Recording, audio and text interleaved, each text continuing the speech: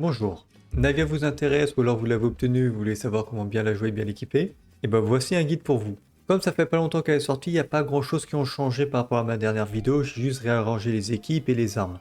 Grosso merdo, ça va être un peu pareil. Tout d'abord, Navia est une détentrice d'un œil divin géo et elle utilise une batterie d'artillerie pour exploser le cul de ses ennemis. Pour son attaque normale, elle enchaîne jusqu'à 4 coups.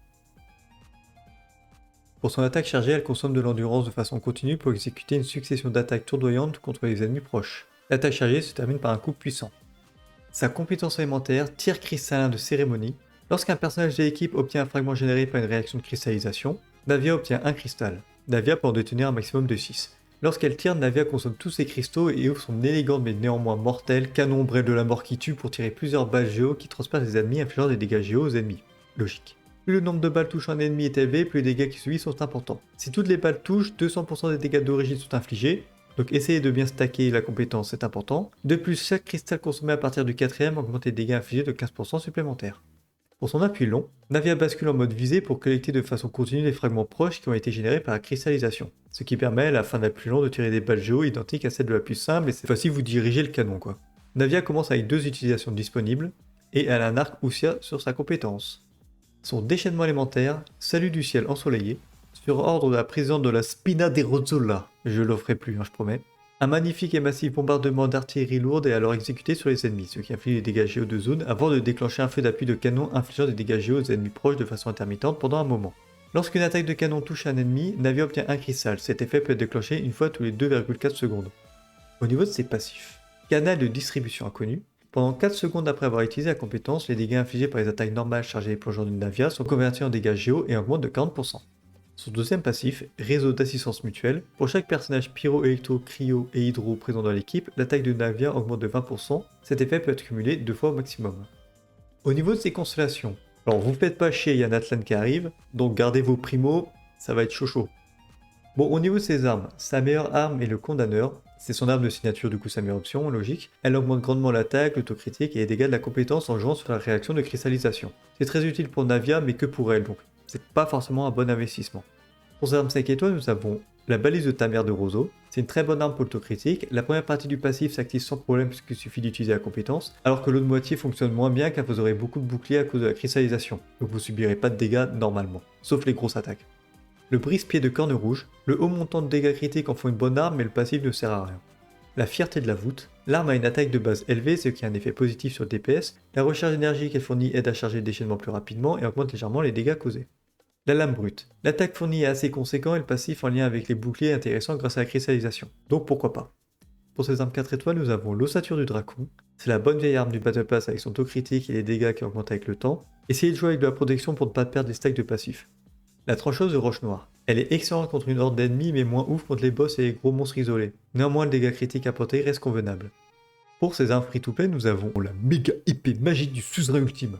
L'arme est obtenable à la mise à jour 4.3, elle fournit de la recharge d'énergie et de l'attaque gratuite si vous avez bien fait vos quêtes chez les petites mélusines. L'ombre tidale. Vous devez impérativement avoir un guérisseur dans l'équipe pour bénéficier de l'augmentation d'attaque.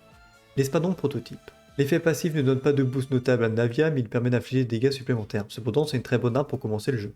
L'illustre seigneur de Tamer, l'arme pouvait être obtenable en 2.1, elle augmente l'attaque et les dégâts du déchaînement. L'effet passif vous permet également d'infliger des dégâts supplémentaires après avoir touché un ennemi avec votre déchaînement. Au niveau des artefacts, nous avons le murmure nocturne en forêt d'écho, ce set est spécialement conçu pour Navia jouant sur les réactions de cristallisation, c'est sa meilleure option. Mais bon, qui a envie de farmer un set juste pour un seul perso, hein, c'est bon à la fin. Sinon, vous avez le chasseur de la maréchaussée, c'est un excellent set pour elle également. Si vous la jouez avec Furina, c'est encore mieux car elle peut faire fluctuer les PV des personnages. Le set Troupe Dorée, même si Navia n'est pas vraiment joué en off-field et ne profite donc pas du bonus du set complet, c'est tout de même une excellente option puisque la majorité de ses dégâts provient de sa compétence élémentaire. Ou sinon, vous pouvez faire un mix de sets 2 pièces attaque pour cent, 2 pièces géo, 2 pièces attaque pour cent et 2 pièces troupe. Bon, si vous n'avez pas encore d'ensemble 4 pièces convenables, ça peut dépanner. La meilleure combinaison reste 2 pièces attaque et 2 pièces géo. Au niveau des statistiques à rechercher sur les artefacts, c'est un DPS donc c'est assez simple. Pour la fleur et la plume, vous allez partir sur du critique, de l'attaque pour cent et de la recherche d'énergie pour le déchaînement. Le sablier en stade principal, de l'attaque pour cent, en stade secondaire, du critique et de la recharge. Pour la coupe, les dégâts géo en stade principal, du critique, de l'attaque pour cent et de la recharge. Et pour le diadème, attention ça va faire mal. Pour la stat principale, vous aurez le choix entre du taux critique ou des dégâts critiques en fonction de ce qui vous manque pour équilibrer la stat critique. Et en stat secondaire, la stat critique que vous n'avez pas pris, de l'attaque pour cent et de la recharge d'énergie. Au niveau des équipes, je vais parler d'une team que j'appelle à peu près générale, où on va utiliser des personnages qui n'ont aucun lien entre eux, mais qui peuvent synergiser assez bien. C'est conseillé d'avoir un deuxième personnage Géo pour augmenter les réactions de cristallisation. Pour ce faire, le Zong est très bien, le voyageur Géo pour dépanner, Albedo et Ningguang aussi ça fait le café. De toute façon, il faut générer de la cristallisation, donc il faut avoir des personnages qui tapent en zone avec des dégâts Géo. Albedo c'est très bien. Le Zong pour son bouclier, en plus il fait des impulsions avec son pilier, donc c'est magique. Et ensuite, pour les personnages, plutôt orientés sub DPS, vous aurez le choix pour de l'hydro avec Furina, Xingqiu et Yelan, que Navia fait pas mal d'attaques normales, donc Xingqiu et Yelan peuvent être pertinents. Ou alors en personnage électro, Fischl et Yemiko. Et en personnage soutien, je vous conseille Bennett si vous l'avez disponible. Si vous l'avez pas, c'est pas grave, vous pouvez utiliser Leila pour son bouclier, Diona pour son bouclier et ses soins, ou Sijuin qui augmente les dégâts de la compétence, donc c'est vraiment intéressant avec Navia. Le putain de coup de canon que vous allez faire, enfin bref. Ou sinon, si vous voulez jouer sur les résonances élémentaires, vous pouvez faire une team avec deux personnages de même élément. Par exemple, avec des personnages hydro pour avoir plus de PV. Bon, c'est pas super intéressant pour Navia, mais ça peut booster Furina et Yelan, ou Xingqiu. Et Sijuin aussi, ça la booste, donc c'est intéressant plus pour les personnages hydro. Des personnages cryo, pour les personnages offensifs, nous avons Kaya et Rosalia. Et pour les personnages de soutien, nous avons du coup Charlotte, Leila, Diona et compagnie. Le cryo vous permettra d'avoir un bonus d'autocritique, de 15% je crois. Pour les personnages électro en sub DPS, Fischl et Yamiko c'est très bien. Lisa et Beidou peuvent faire le café aussi. Je suis moins fan des personnages soutien électro parce que c'est Kuki Shinobu, ouais, et Dori. Bon, autant dire qu'on n'a pas trop envie de les jouer, surtout Kuki Shinobu elle est sympa, mais voilà, j'aurais pu la mettre. La résonance électro permet de générer de l'énergie selon les réactions que vous faites, mais je sais pas si la cristallisation rentre dedans. C'est con. Ou vous pouvez partir sur deux personnages pyro, Xiangling Bennett, hein, comme d'hab. Et en plus, vous gagnez plus 20% d'attaque, en plus du passif de Navia, donc vous avez plus 40% d'attaque gratos, c'est craqué. Si vous avez ni l'un ni l'autre, Deia et Thomas peuvent être là pour remplacer, pourquoi pas. Donc voilà, au niveau de son design, j'aime bien son design, voilà c'est tout.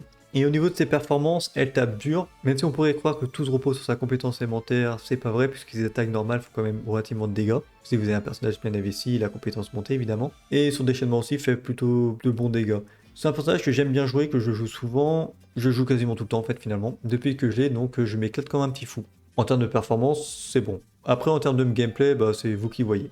Allez, invoquez-la pour son gros canon.